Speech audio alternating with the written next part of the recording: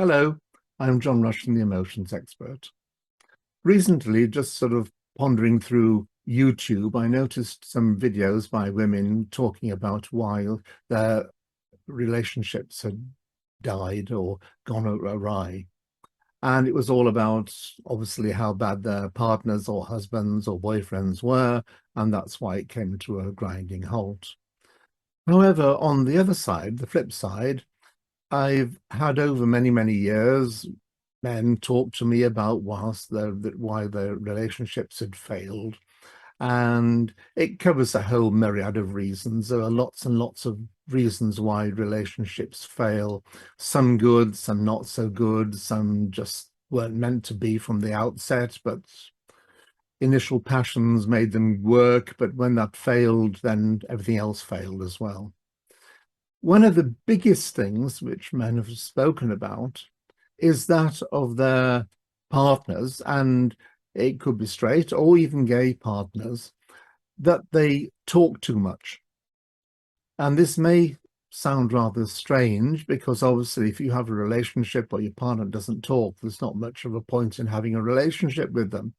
But on the other side of the coin, from a male aspect, and this is what I've concurred from many, many sort of men over the years talking about, it's that their partners don't seem to understand them. And that's not the deep, meaningful relationship of understanding. But when they go to work, they're out with their mates and go and see football or go to the pub or something, and providing it's not sort of obsessively. So they come back and they're met with a barrage of why haven't we got one of those? Why can't I have one of these? Next door I've got one of that. Their children do this. Why can't we have that? Why did you get that color? Why can't we have this? Why don't we do this? And it just goes on and on and on and on and on. And it's like the Chinese water torture. Eventually, when you come home to your partner and you get sort of hit by this perpetually, it just gets too much. And it's not infidelity, it's not the cooking, it's not the cleaning, it's not getting into a bed with pink frilly eiderdowns and things. Blokes do that with their partner. If their partner wants it, that's fine. They don't care. What they do want is to be understood and to be accepted, and for their partners to accept them in their situation as well. They're not miracle workers. They do the best they can. Some of them are highly intellectual, some of them are very manual, but whatever it is, they do their best in that particular area to fulfill an income and to fulfill what they can do. They cannot do more than they want or can do themselves, that their physical abilities will allow them to do. It's not a case of they don't want to go some way off holiday in the Far East or South America or something exotic. It's just that physically they financially can't afford to do it, not and keep a house, not and keep a family, not and keep anything else. And to perpetually keep on, why don't we have one of these? Well, his and her daughters, they're going to this school, they've got those clothes, they've got all these new fangled gadgets. And look at, they've just had their kitchen done. We'll just look at that. I haven't got any clothes, I can't buy any designer clothes, I can't do this. And quite often for many men, that is the last straw, because what more can they do? Because if you're not valued for who you are and what you are, what else is there left? And the answer is, for many men, nothing. They just want to go. And that's why quite often a lot of guys go and have an affair, because they actually find somebody who wants them for, or will have the affair for who they are. There's no responsibility, of course, in this, but it is a respite for them. They go and have the affair because the person, particularly the women, understand them, and they only want the guy because they want the guy, and the guy can talk and they understand and they will listen and everything else. And that basically is what it's all about. The majority of men just want to be valued for who they are, what they are, and what their limits are. They don't want to be forced into doing something they cannot do, they cannot achieve, they cannot attain. And why can't you do this? Can't you do that? Why you don't earn as much as they do, and all this kind of thing. You know, there is that little four-letter word which is called love, and you love each other unconditionally and do whatever has to be done. You love the person because that person is that person, not because of anything around that person, not because of their wealth or their clothes or whatever. A lot of them, much of that may come into the scenario, but basically you love that person unconditionally.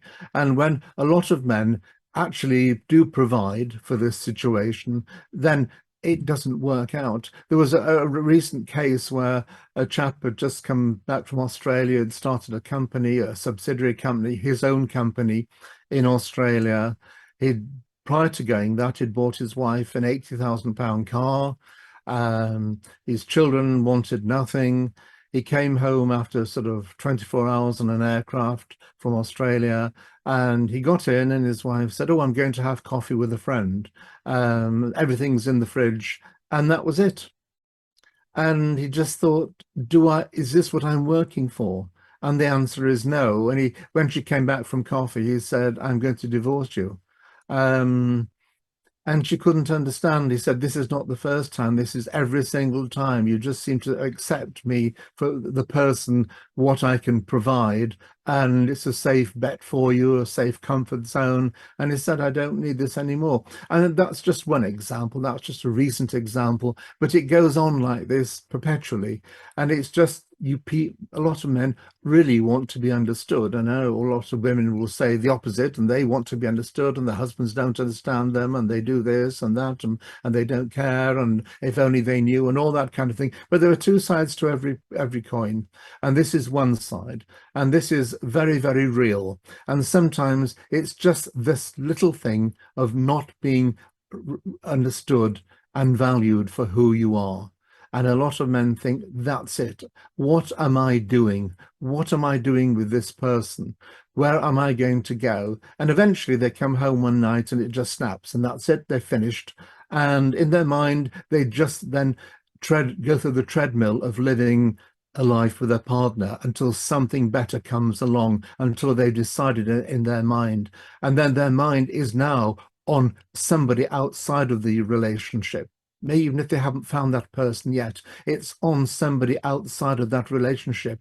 And that actually gives them a boost for a little while, because this fictitious person supplies them with some solace and some comfort as to their emotional feelings. But then that even comes to a grinding halt, because they need the reality of something like that. You know, the thought of it is good, but the reality is even better. And then that's when the divorce or the breakup or annulment or whatever takes place. So it's just something to think. You talk to your partner, if you can, tell them how you think and feel. Their response will tell you everything. And on that, you make your own decisions.